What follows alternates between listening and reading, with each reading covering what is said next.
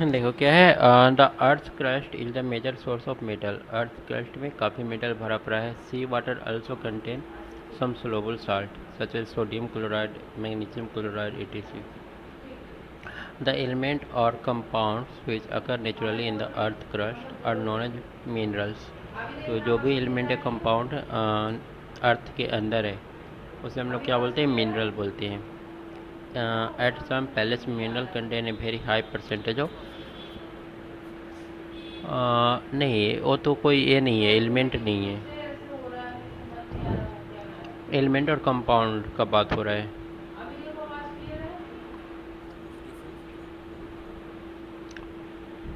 Element तुम्हारा pure होता है ना, जैसे मान लो गोल्ड हो गया, सिल्वर हो गया, ये सारा एलिमेंट है। पेट्रोल एक लिक्विड है, वो तो मेटल है नहीं। लेकिन सब कंपाउंड एलिमेंट से बनता है। हाँ, कंपाउंड जो होता है एलिमेंट के मिक्स होने से बनता है, मतलब रिएक्शन करने से। ऐसे मिनरल, हमको लगता है मिनरल का मतलब खनिज होता है, तो हो सकता है कि पेट्रोलियम भी मिनरल्स के अंदर आता हो। एक बार देख लेते हैं मिनरल्स के अंदर आता है कि नहीं पेट्रोलियम।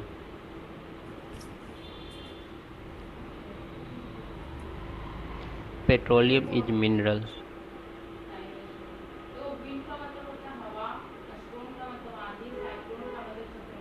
मिनरल है ना, मिनरल प्योर। जो हम मिनरल मतलब जो भी अर्थ के नीचे है वो सारा मिनरल में आ जाएगा।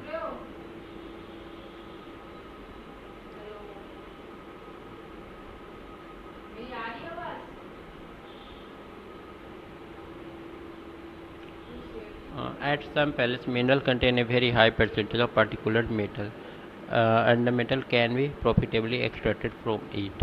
तो कहीं कहीं पर काफ़ी ज़्यादा मेटल है और उसको आसानी से निकाला जा सकता है। दिज मिनरल्स आर कॉल्ड ओर। इस मिनरल्स को हम लोग ओर बोलते हैं। मतलब मिनरल्स में बहुत सारा चीज़ है, लेकिन जिन मिनरल से मेटल निकलता है उसको हम लोग ओर बोलेंगे। मतलब पेट्रोलियम को मिनरल बोलेंगे, लेकिन ओर नहीं बोलेंगे। उसके बाद है extraction of metal. You have learned about the reactivity series of metal. Having this knowledge, you can easily understand how a metal is extracted from the its ore. Some metal are found in earth's crust in the free state. कुछ कुछ तो metal free state में मिल जाते हैं। Some are found in the form of their compound. कुछ उसके compound के form में पाए जाते हैं। ज़्यादातर ऑक्साइड के रूप में पाया जाता है, जैसे हेमेटाइट हो गया, लोहा का ऑक्साइड। Fe3O4 या Fe2O3 कुछ होता है। The metals at the bottom of the activity series are the least reactive. वो बोला है बॉटम में जो है वो लिस्ट रिएक्टिव है। They are often found in a free. तो जो लिस्ट रिएक्टिव है वो जनरली फ्री मिल जाता है।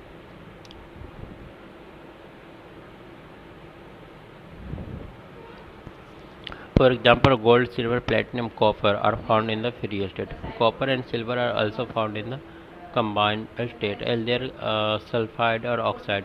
तो कॉपर और सिल्वर कभी कभी ऑक्साइड और सल्फाइड के फॉर्म में भी मिलता है। The metal at the top of activity series, जैसे sodium, potassium, calcium, are so reactive that they are never found in nature as free element. ये नेचर में कभी फ्री नहीं पाए जाते हैं।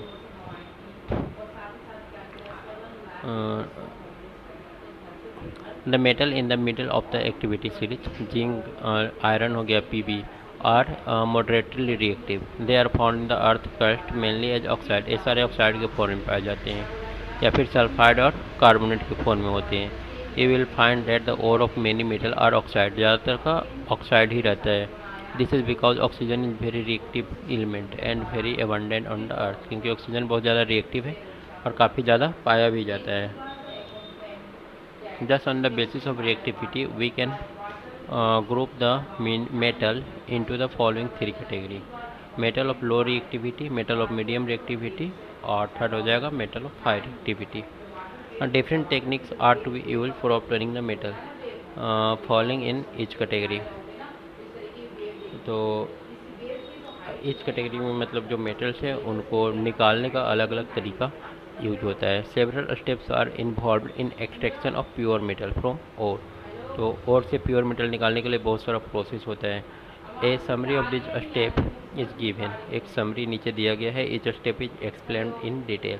और बाद में आगे चल कर के उसका सारा का डिटेल एक्सप्लेनेशन दिया है।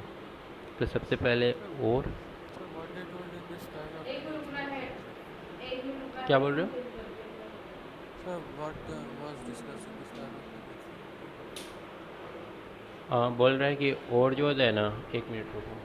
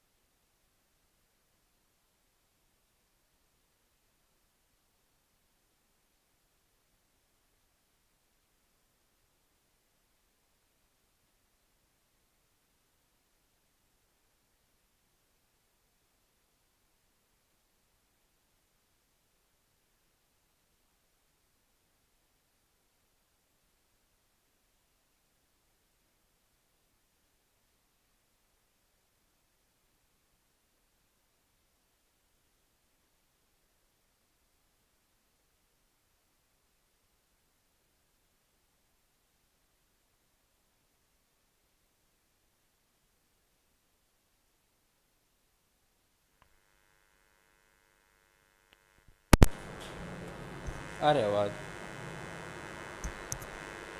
हेलो।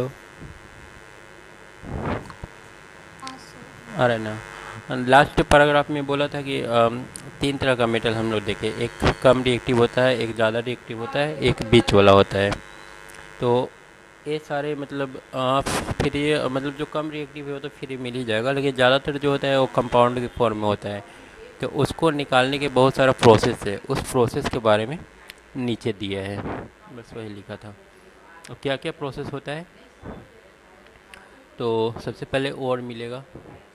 ठीक है, ओर को लेकर के जाएंगे। मेटल ऑफ हाई रिएक्टिविटी तीन तरह का हो सकता है। हाई रिएक्टिव हो सकता है, मीडियम रिएक्टिव वाला हो सकता है, लो रिएक्टिव वाला हो सकता है। तो हाई रिएक्टिव वाला है, उसको हम लोग इलेक्ट्रोलाइसिस मेथड से बाहर निकालेंगे, प्योर मेटल को गेन करेंगे। अब इलेक्ट्रोलाइसिस मेथड क्या है वो हम लोग नीचे देखेंगे। मीडियम वाला है, तो मीडियम वाला या तो कार्बोनेट के फॉर्म में होगा या फिर सल्फाइड के फॉर्म में होगा। ठीक है, जो मीडियम रिएक्टिव मेटल है वो या तो कार्बोनेट के फॉर्म में होगा या फिर सल्फाइड के फॉर्म में होगा। अगर वो कार्बोनेट के फॉर्म में होगा तो कैल्सिनेशन प्रोसेस यूज करेंगे, और सल्फाइड के फॉर्म में होगा तो रोस्टिंग प्रोसेस यूज करेंगे। और उसके बाद वो यहाँ से जो निकलेगा वो ऑक्साइड होगा मेटल का, अभी भी प्योर मेटल नहीं मिलेगा। उसके बाद इसका रिडक्शन करवाएंगे, रिडक्शन मतलब ऑक्सीजन का हटना, तो यहाँ से प्योर मेटल मिलेगा। और अगर So what is calcination in paragraph 2? देखेंगे आगे, वो सारा प्रोसेस नीचे दिया हुआ है। और अगर लो रिएक्टिव वाला है तो उसको सल्फाइड के फॉर्म में होगा, क्योंकि कम रिएक्टिव है तो सल्फर से वो रिएक्शन कर जाता है। ऑक्सीजन से तो नहीं करेगा, सल्फर से कर जाएगा। ऑक्सीजन और सल्फर में ज़्यादा रिएक्टिव कौन है?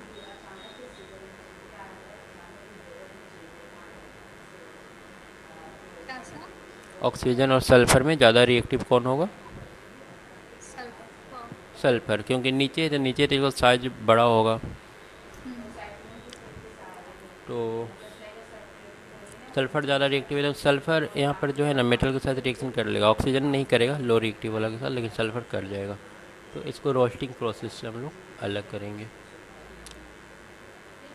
अब चलो देखते हैं enrichment of ore mined from earth से निकाला जाता है। Are usually contaminated with large amount of impurity, इसमें काफ़ी ज़्यादा इम्प्योरिटी होता है, जैसे स्वेल, सैंड। इसको क्या बोलते हैं? Gang.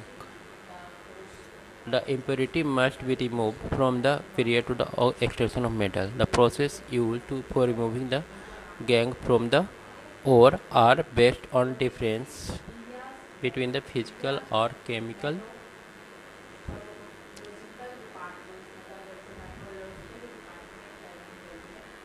chemical property of the gangue and the ore.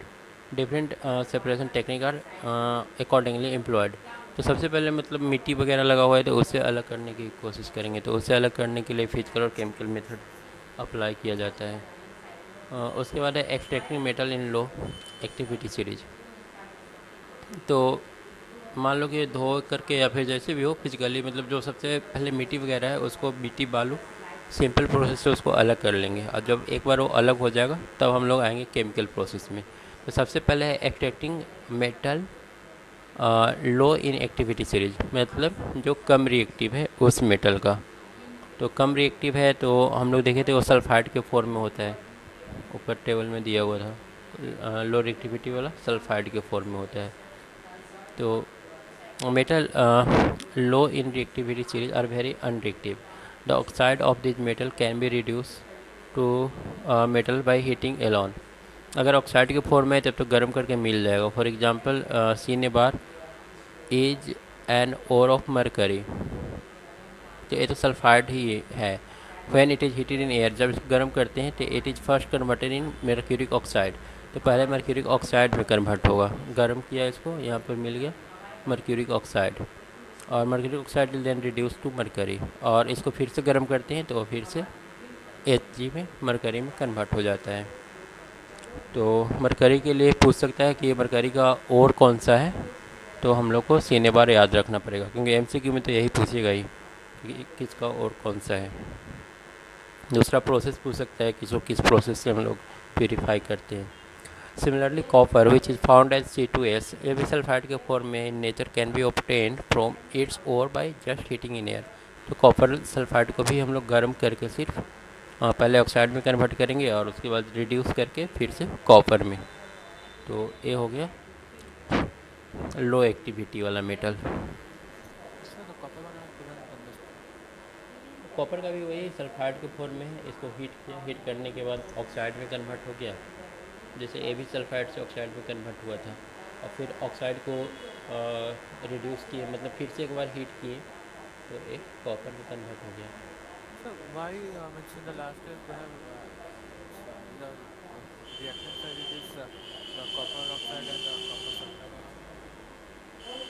और कॉपर ऑक्साइड के फॉर्म में कैसे रिड्यूस किया, ये तो इसका फिर क्या हम प्रोसेस, ये तुमको देखना होगा कि पॉसिबिलिटी की क्या क्या मतलब कंपाउंड बन सकता है अगर उसको हीट कर रहे हैं तो। ठीक है, तो हमारे पास ऑप्शन है सल्फर और ऑक्सीजन में। Sir, I can't hear you. Once again repeat. हम बोल रहे हैं कि हम लोग को पॉसिबिलिटी देखना होगा कि अगर हम HCS और ऑक्सीजन को रिएक्शन करवा रहे हैं, या फिर अगर मान लो कॉपर सल्फाइड और ऑक्सीजन को रिएक्शन करवा रहे हैं, तो क्या क्या कंपाउंड बन सकता है, ये पॉसिबिलिटी हम लोग को देखना पड़ेगा, उसके अनुसार हम लोग प्रोडक्ट बनाते हैं।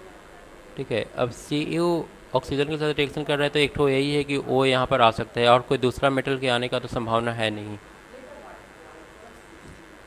ठीक है, और सर जो Cu2 Cu2S है वो Cu2O बनाता है हीट।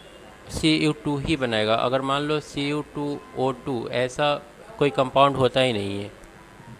ठीक है, तो ये मतलब देखकर अब SO2 है तो सल्फ़र और ऑक्सीजन, तो ऐसे तुम इसको कर भी सकते हो। जैसे सल्फ़र का कितना हो जाएगा, आउटर मोस्ट में 6 इलेक्ट्रॉन होता है, तो मान लो 2 2 4 2 6। उसके बाद ऑक्सीजन है, ऑक्सीजन का आउटर मोस्ट में कितना होता है, इसमें भी 6 होता है, 2 2 4 2 6। तो इसको 8 इलेक्ट्रॉन चाहिए स्टेबल होने के लिए, तो इसके साथ शेयर कर लेगा। और अभी भी इसका 8 पूरा नहीं हुआ है, इसका 2 2 4 2 6 2 8, इसका भी तो 8 पूरा हो गया। ऑक्सीजन का 6 ही होता है ना। I think oxygen atomic number is 6. So ना ना, आउटर में सेल में number of electron.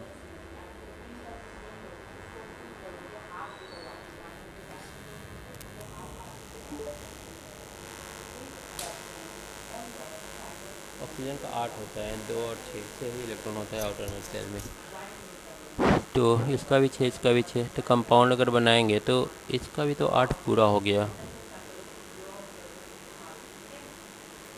4 2 6 2 8। sir, I am asking that in the last step why they have used the copper oxide with the copper sulfide instead of Cu2S. Copper oxide copper sulphide के साथ use किया है ताकि ये reaction हो सके। अगर मान लो कि वो डिपेंड करता है इस एटम पर, अगर मान लो इसको गर्म करेंगे तो कुछ दे नहीं रहा है। लेकिन अगर यहाँ पर सल्फ़र का एक तो कंपाउंड यूज कर ली तो ऑक्सीजन के साथ रिएक्ट करके और ऑक्सीजन को अलग कर दिया।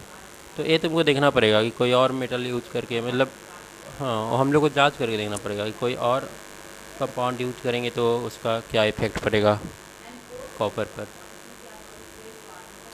लेकिन यहाँ पर SO2 कैसे बनेगा, वो थोड़ा सा इसका हम केमिकल स्ट्रक्चर देखना चाहते हैं। तो हमको तो लग रहा है कि एस और ओ दो मिल कर के ही मतलब ये स्टेबल हो गया, क्योंकि 8-8 दोनों का पूरा हो गया। तो फिर ये कैसे कंपाउंड बना रहा है, 1 मिनट हम SO2 का देख रहे हैं स्ट्रक्चर दिया है कि नहीं। Structure of SO2।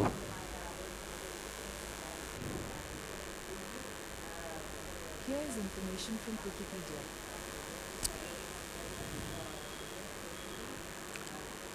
4 2 6 2 8, इसका भी 8 पूरा है।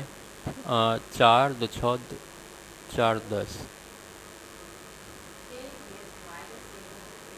4 2 6 4 10, सल्फर का तो 10 हो जा रहा है।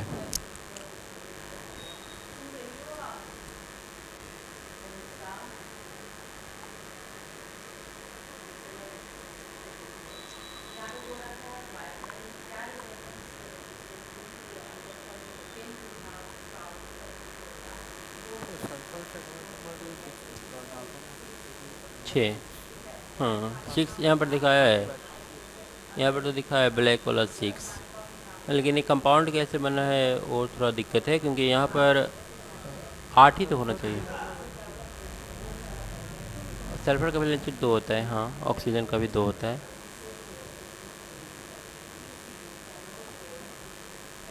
यहाँ पर दिखाया है कि मतलब कंपाउंड बनने के बाद भी स्टेबल होगा नहीं। यहाँ पर atom are have charge very unstable. Actually problem क्या हो रहा है इसमें देख रहे हो, यहाँ पर मतलब एक कोई भी कंपाउंड जब बनता है ना तो उसमें 8-8 इलेक्ट्रॉन होना चाहिए। जैसे यहाँ पर ऑक्सीजन का देखो 4 4 8 पूरा हो जा रहा है तो ऑक्सीजन स्टेबल हो गया। सल्फर का 10 हो रहा है, फिर ए ऑक्सीजन का 8, ठीक है, तो ए ऑक्सीजन भी स्टेबल हो गया। तो वो कंपाउंड कैसे बना है अब पता नहीं, तुम लोग 11th में जा कर के देखना।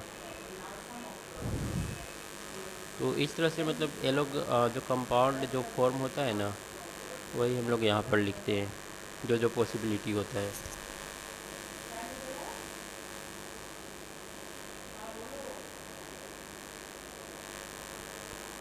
उसके बाद देखते हैं extracting metals in the middle of the activity series.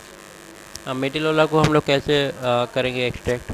The metals in the middle of the activity series such as iron, zinc, lead, copper are moderately reactive.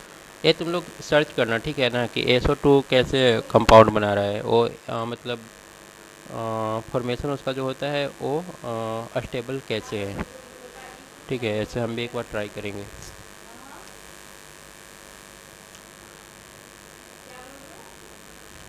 समझ रहे हो ना स्ट्रक्चर कैसे होता है। जैसे हम लोग को मान लो कि CH4 ही बनाना है, तो CH4 हम लोग कैसे बनाते हैं। कार्बन के आउटर में सेल में 4 इलेक्ट्रॉन होता है, हाइड्रोजन का, कोवैलेंट बॉन्ड। हाँ, यहाँ पर कोवैलेंट बॉन्ड बनता है तो हाइड्रोजन का यहाँ पर, हाँ, तो यहाँ पर देखो एक कोवैलेंट बॉन्ड बना रहा है ना, तो यहाँ पर कार्बन का 8 कंप्लीट है, यहाँ पर हाइड्रोजन का भी 2 2 भी अगर है तो मतलब स्टेबल हो गया, ठीक है ना। पर ऐसा चीज़ SO2 में नहीं हो रहा है, इसलिए वहाँ पर एक डाउट है, क्वेश्चन है। यार I think it is an approximation. हाँ, हो सकता है ऐसे 11th में है, ज़्यादा डीपली हमको 11th का तो कमेंट्री उतना पता नहीं है, तो 11th में तुम लोग को मिल जाएगा इसका आंसर।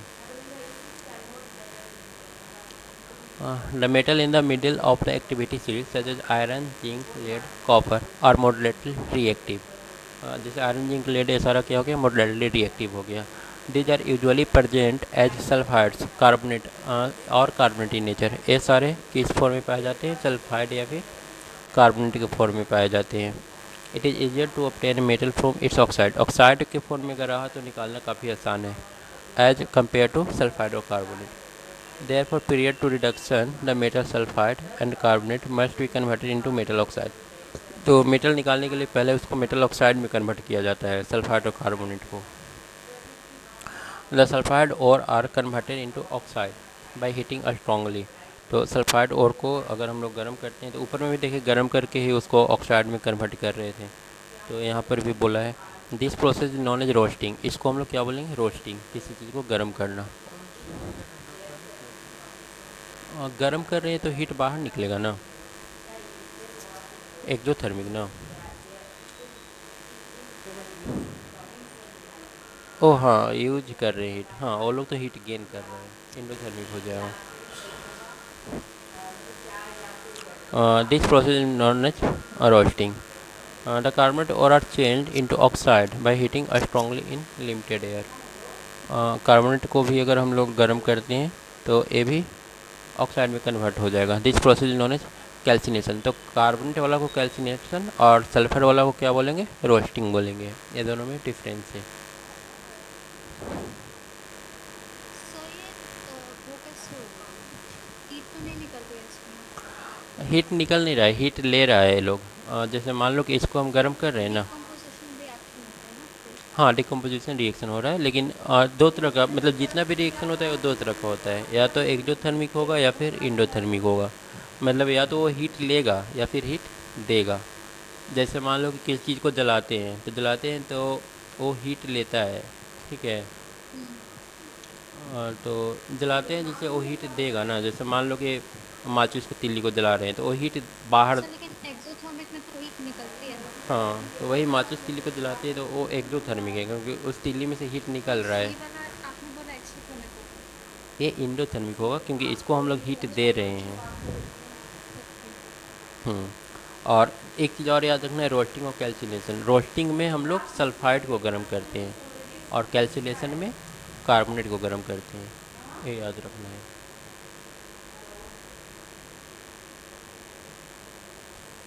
तो ये देखो ऑक्साइड में कन्वर्ट हो गया दोनों का दोनों। The metal oxide are then reduce, उसके बाद इसको हम लोग रिड्यूस कर लेते हैं मेटल के फॉर्म में, रिड्यूसिंग एजेंट का यूज करके। रिड्यूसिंग एजेंट में कार्बन यूज हो सकता है। For example when zinc oxide, अब जिंक ऑक्साइड को देखो, कार्बन यहाँ पर रिड्यूसिंग एजेंट है जो ऑक्सीजन को लेता है। इसका क्या हो रहा है, ऑक्सीडेशन हो रहा है, ऑक्सीजन को ले रहा है, मतलब रिड्यूसिंग एजेंट है। तो यहाँ पर फाइनली हम लोग को जिंक मिल गया। You are already familiar with the process of oxidation and reduction, पहले हम लोग पढ़ चुके हैं।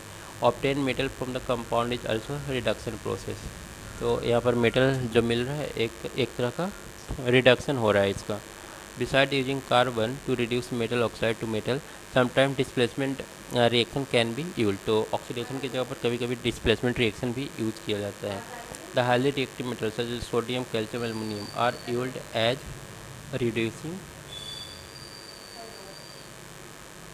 एजेंट। तो हाईली रिएक्टिव मेटल को हम लोग रिड्यूसिंग एजेंट की तरह इस्तेमाल करते हैं। They can displace metal of lower activity from their compound. For example when manganese dioxide is heated with aluminium powder. अब मैंगनीज डाइऑक्साइड को एल्युमिनियम पाउडर के साथ यूज किया है, तो यहाँ पर मैंगनीज इसका मतलब ये ऑक्सीजन ले लिया एल्युमिनियम, ठीक है। तो यहाँ पर हम लोग को मैंगनीज मिल गया।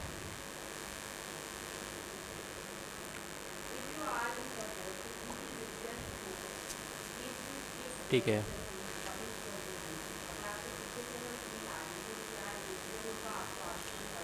Can you identify the substance that are getting oxidise and reduce. इसमें से बता रहे हैं किसका ऑक्सीडेशन हुआ है और किसका रिडक्शन हुआ है। तो जो ऑक्सीजन गेन करता है उसका क्या होता है, ऑक्सीडेशन की reduction. So there is someone also जो reduce हो रहा है। हाँ, ये रिड्यूस हो रहा है, इसका ऑक्सीडेशन हो रहा है शायद एल्युमिनियम का। जो ऑक्सीजन गेन करता है उसका ऑक्सीडेशन होता है। The displacement reaction are highly exothermic, यहाँ पर हीट निकलता है काफ़ी। The amount of heat evolve is so large that the metal are produce in the molten state. यहाँ पर इतना ज़्यादा हीट निकलता है कि मोल्टेन स्टेट में होता है metal. In fact, the reaction of iron oxide Fe2O3 with aluminum is able to join railway track or cracked machine parts। Fe2O3 का हम लोग वेल्डिंग के लिए यूज करते हैं। This reaction is known as thermite reaction. So what means मतलब heat इतना ज़्यादा बोल रहा है कि इस रिएक्शन में हीट इतना ज़्यादा निकलता है कि इसका एक पिघला हुआ अवस्था में, यहाँ पर जो आयरन मिलेगा ना हम लोग को, वो पिघला हुआ अवस्था में मिलेगा। तो इस पिघले आयरन का यूज कहाँ कर सकते हैं? रेलवे ट्रैक या फिर क्रैक मशीन पार्ट्स के बीच उसको जोड़ने के लिए।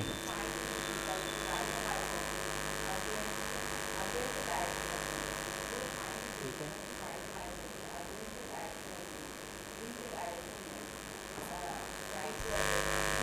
उसके बाद है extraction metal towards the top of the activity series. Top वाला को कैसे हम लोग करेंगे? तो उसके लिए इलेक्ट्रोलाइटिक प्रोसेस था ना। The metal high up in the reactivity series are very reactive, they can not be obtain from their compound by heating with carbon. इसको हम लोग कार्बन के साथ गर्म करके गेन नहीं कर सकते हैं। They can not be obtain from their compound by heating with carbon. For example carbon can not reduce to oxide of sodium magnesium calcium, क्योंकि कार्बन उसके साथ रिएक्शन रिड्यूस नहीं कर पाएगा उसको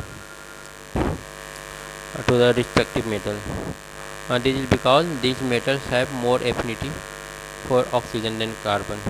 तो क्योंकि ये जो मेटल्स है ना, ये ऑक्सीजन को ज़्यादा आसानी से अपनी तरफ अट्रैक्ट करते हैं इन कंपेयर ऑफ कार्बन, इसलिए कार्बन का यूज हम लोग यहाँ पर नहीं कर सकते। This metal are obtain by electrolytic reduction, इसके लिए हम लोग को इलेक्ट्रोलाइटिक रिडक्शन करना होगा। For example sodium magnesium and calcium are obtain by electrolysis of their molten chloride. तो इसके क्लोराइड से हम लोग सोडियम मैग्नीशियम और कैल्शियम निकालते हैं।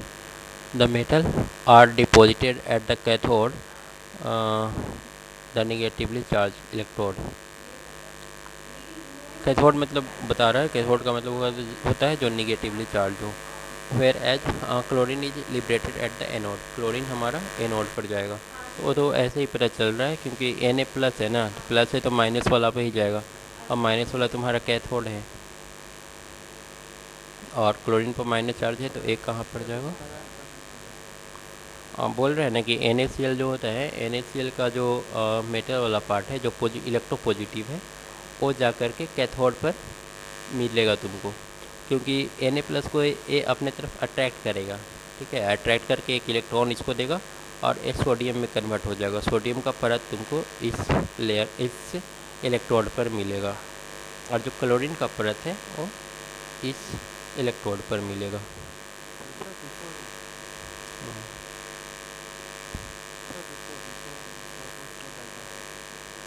बिफोर में क्या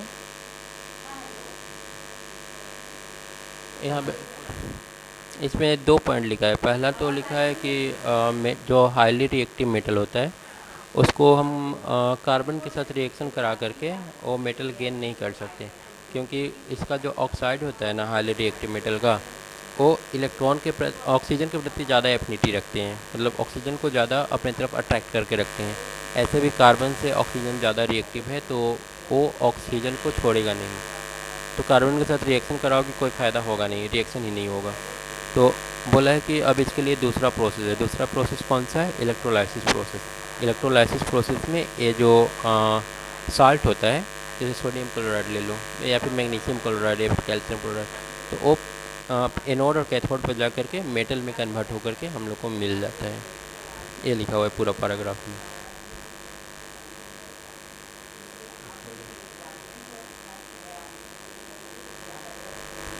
उसके बाद है refining of metal. The metal produce by various reduction process described above are not very pure. जो ऊपर जो प्रोसेस हम लोग यूज कर रहे हैं उससे जो मेटल मिलता है वो बहुत ज़्यादा प्योर नहीं होता है। They contain impurity which must be removed to obtain pure metal. The most widely used method for refining impure metal is electrolytic process. तो इलेक्ट्रोलाइटिक रिफाइनिंग सबसे बेस्ट प्रोसेस होता है प्योर मेटल गेन करने के लिए। Many metals such as copper, zinc, tin, nickel, gold, etc. are refined electrolytically. In this process, the impure metal is made the anode. इसमें क्या होता है, जो impure metal होता है उससे एनोड बनाया जाता है, and a thin strip of pure metal is made the cathode. और कैथोड बनाने के लिए हम लोग क्या करते हैं, प्योर मेटल लेते हैं।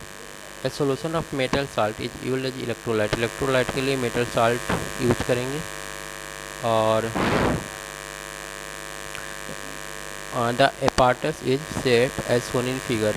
On passing the current through the electrolyte, electrolyte से जब करंट पास करेगा the pure metal from the anode, तो प्योर मेटल जो है एनोड से डिजोल्व इनटू इलेक्ट्रोलाइट, जो प्योर मेटल होगा एनोड से जा कर के निकलेगा और डिजोल्व हो जाएगा इलेक्ट्रोलाइट में। N equivalent amount of pure,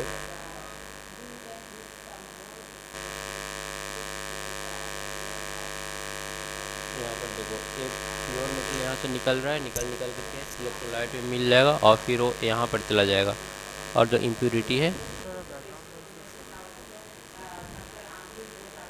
sorry for that. आवाज़ आ रहा है ठीक? हाँ सर, नाउ इट्स ओके। यहाँ पर एनोड इज इम्प्योर कॉपर, यहाँ पर एनोड है, एक क्या है इम्प्योर है। जब हम लोग यहाँ से करंट फ्लो करवाएंगे ना, तो इस इम्प्योर एनोड में से जो प्योर कॉपर है वो निकलेगा, निकल के इलेक्ट्रोलाइट में मिल जाएगा, और फाइनली ये निगेटिव चार्ज है ना, इलेक्ट्रोलाइट से होते हुए ये जा कर के इस पर जमा होने लगेगा, और जो इम्प्योरिटी है वो नीचे गिरता जाएगा। समझ में आया? थोड़ा वॉइस ब्रेक है। हाँ, हम लोग का जो एनोड है ना वो इम्प्योर मेटल का बना हुआ है, और जो कैथोड है वो प्योर मेटल है। अब जब इसमें करंट फ्लो करवाएंगे तो इम्प्योर मेटल से कॉपर 2+ निकलेगा, ठीक है, और चूँकि इसको इलेक्ट्रॉन चाहिए, ये निकल करके जाएगा किसके पास, कैथोड के पास। कैथोड के पास ये 2 इलेक्ट्रॉन ले करके, क्योंकि इसके पास बहुत सारा इलेक्ट्रॉन है, ये निगेटिव प्लेट से जुड़ा हुआ है ना, तो 2 इलेक्ट्रॉन लेकर के ये प्योर कॉपर में कन्वर्ट हो जाएगा, और ये वाला इसका जो परत है धीरे धीरे मोटा होता रहेगा, और ये वाला पतला होता रहेगा, और जो इम्प्योरिटी है वो नीचे गिरता रहेगा। ठीक है, ठीक है।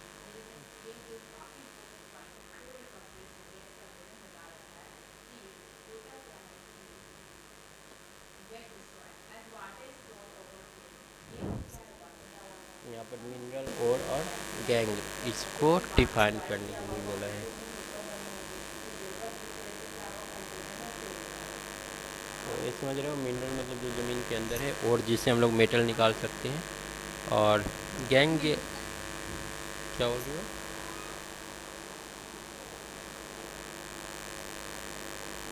हम्म?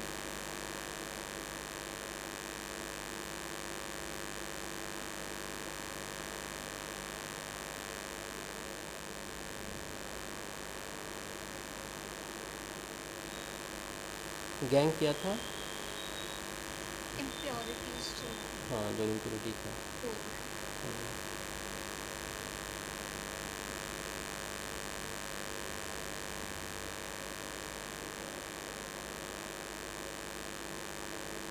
सेकेंड वाला क्या है, name two metal which are found in nature through estate, gold और प्लेटिनम हो जाएगा ना। गोल्ड और सिल्वर।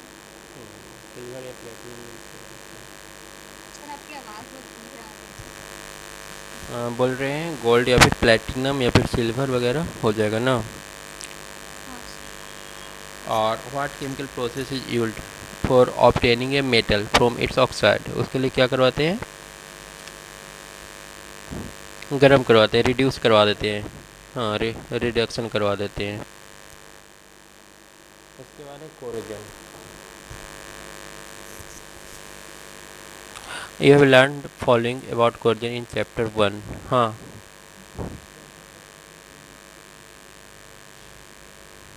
क्या अभी कोई क्लास है क्या? हाँ सर, वैसा अभी लीव है। ठीक है, तो तुम लीव हो जाओ, हम 10-15 मिनट थोड़ा देख लेते हैं, इसका कुछ MCQ करवा देते हैं। Brother what, I can't hear. तुम लीव हो जाओ, हम इसको थोड़ा सा कुछ MCQ करवा देते हैं भव्या को। ठीक है, sir please please send me the MCQ, I will see it. ठीक है। हाँ, वो MCQ दे देंगे, वो ऐप में ही दे देंगे। हम्म, ठीक, थैंक यू ब्रदर। ठीक, थैंक यू ठीक। So much. बाय।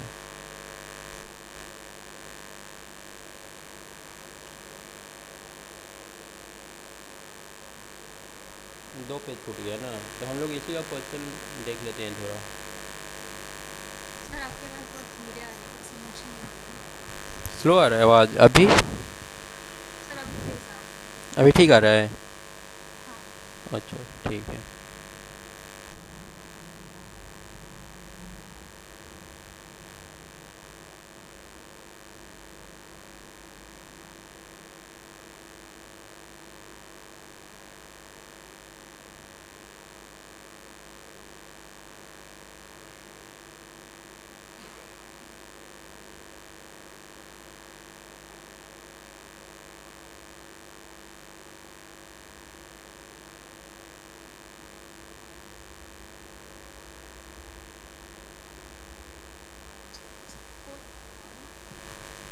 देखो तो एक्सरसाइज का फर्स्ट क्वेश्चन, फर्स्ट का फोर्थ है। फर्स्ट का फोर्थ। एम्फोटरिक ऑक्साइड क्या है बोलो तो? कौन सा? Amphoteric oxide. नहीं पता। एम्फोटरिक ऑक्साइड भूल गई। वो शायद एक्सरसाइज वाला बीच में भी था एम्फोटिक ऑक्साइड, और जो जिसमें एसिडिक और बेसिक दोनों प्रॉपर्टी पाया जाता है। अच्छा। जैसे था ना, जैसे एल्युमिनियम ऑक्साइड था, वो एसिड के साथ भी हाँ रिएक्शन हाँ। करता है, बेस के साथ भी करता है।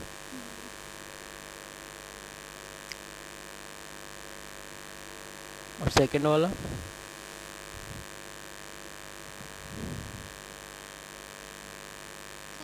कोरोजन वाला तो मैंने तक किया नहीं है, तो उसका question. Which of the following method is suitable preventing iron frying pan from rusting? इसमें ऑल ऑफ द एबव हो जाएगा कुछ ना। थर्ड वाला देखो।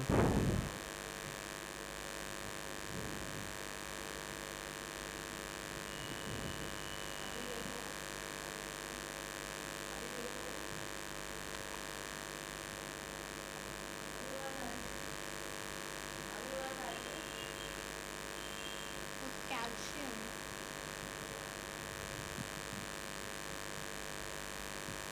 और थर्ड में फोर्थ क्या होगा? an element react with oxygen to give a compound with a high melting point. This compound is also soluble in water. The element is likely to calcium. Carbon का तो carbon dioxide बनाता है, silicon, iron.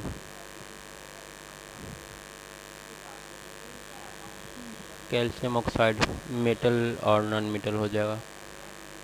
Calcium oxide फिर हो सकता है। इसका answer देखो तो दिए है। एक देखते हैं।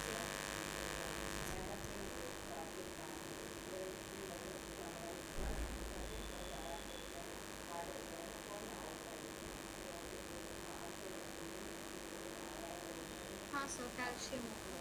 Calcium.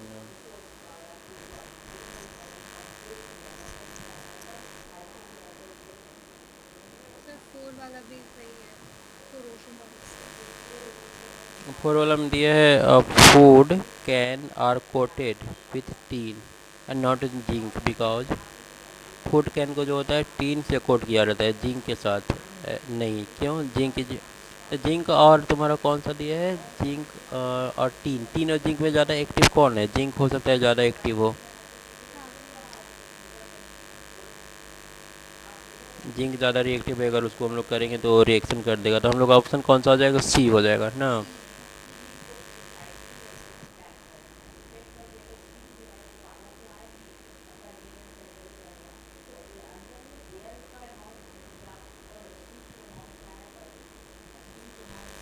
C. 5 number.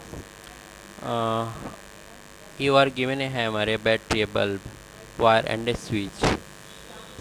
How could you use them to distinguish between sample of metal and non-metal?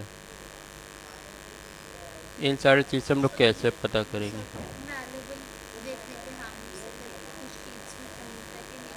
हाँ। बैटरी से वो बैटरी से हम ये पूछ सकते हैं कि इलेक्ट्रिक करंट को पास करता है कि नहीं। अच्छा, वो फिजिक्स वाला तुम कितना हुआ? सर ऑलमोस्ट हो ही गया है।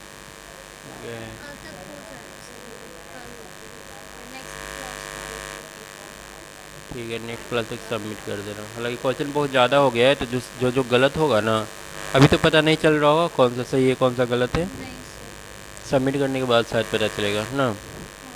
तो जो जो गलत होगा उसको ठीक से कॉपी पर नोट कर लेना। ओके। और कुछ टास्क दिए थे, वो आई का हम डिफेक्ट वाला दिए थे ना, दिखाने के लिए फिगर उसका। जी। आई का जो डिफेक्ट था ओ अच्छा। दिए थे ना। ठीक है सर। अंकित सबमिट कर दिया था 1-2 दिन के अंदर, तुम अभी तक नहीं की हो। ठीक है, मैं कर दूँगी। और उसके बाद सेकंड क्या दिया है? X assess the unfullness of this test in distinguish between metal and non-metal.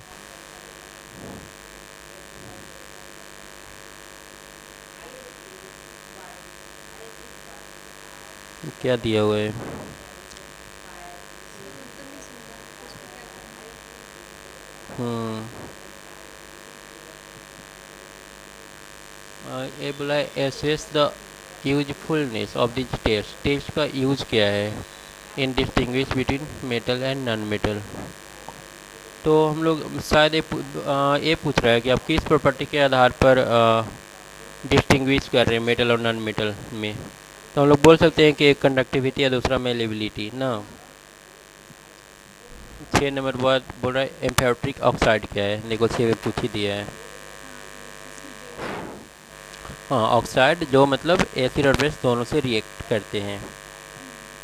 इसका एग्जांपल Al2O3 एक तो याद रखना, ठीक है ना। दूसरा लेड ऑक्साइड है। लेड ऑक्साइड और एल्युमिनियम ऑक्साइड है, तो कम से कम एक याद रखना, एल्युमिनियम ऑक्साइड का ही याद रखना। एक क्या करेंगे, ये तुम्हारा रिएक्शन करने के बाद एसिड या बेस से साल्ट बनाएंगे और साल्ट के साथ वाटर बनेगा।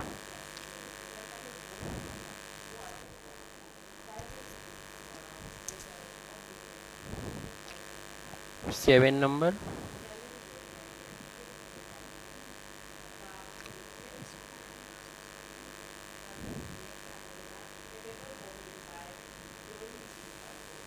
सर पोटेशियम सब करेंगे डिस्प्लेस हाइड्रोजन क्या क्या, पोटेशियम और सोडियम ना। सोडियम। हम्म हाँ और गोल्ड और सिल्वर नहीं करेंगे। हाँ क्योंकि ये रिएक्टिव नहीं है।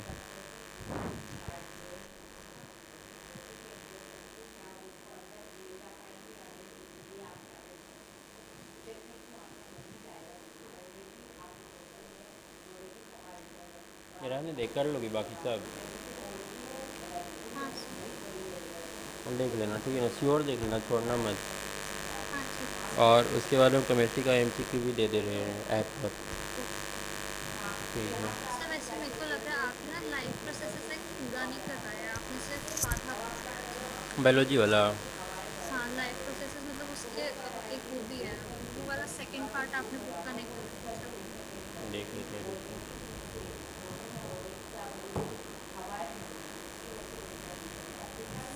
इसका रेस्पिरेशन से जो है ना वो वाला पार्ट नहीं है इसमें। देखो तो इसमें है नीचे कहीं डाउनलोड, शायद नहीं है। चैप्टर कितना है वो?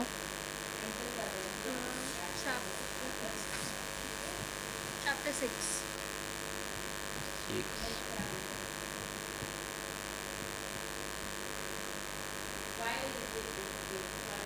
6 नहीं है, हम देख लेते हैं 1 मिनट।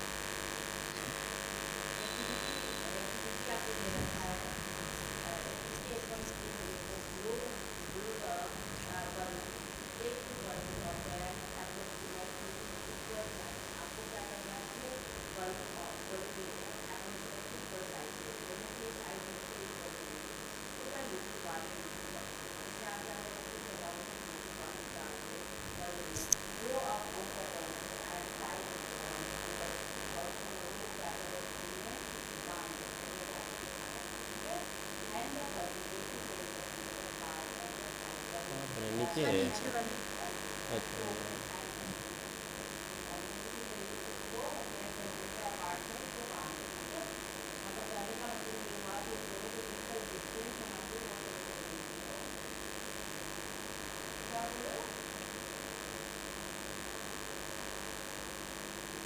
सिक्स नंबर में।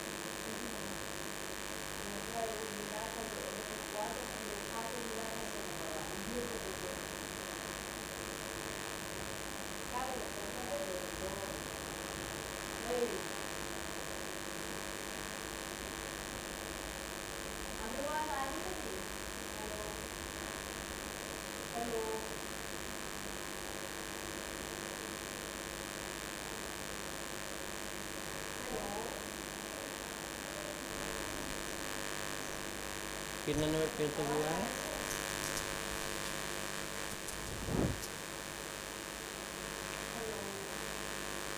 हेलो, हाँ सर। कितना पेज तक हुआ था?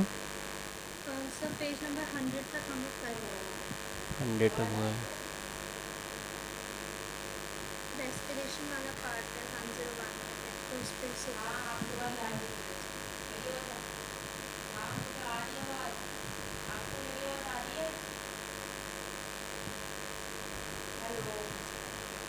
यहाँ से करना था। हाँ यहाँ से रेस्पिरेशन करेंगे।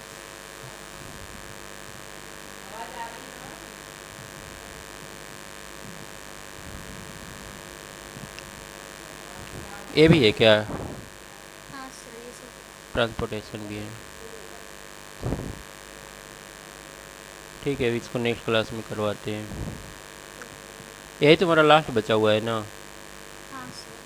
ठीक है, उसके बाद फिर सिर्फ MCQ प्रैक्टिस जितना करना है कर लेना। ओके ठीक है। सर, अभी मैं टास्क लीव कर दूँ। हाँ, लीजिएगा।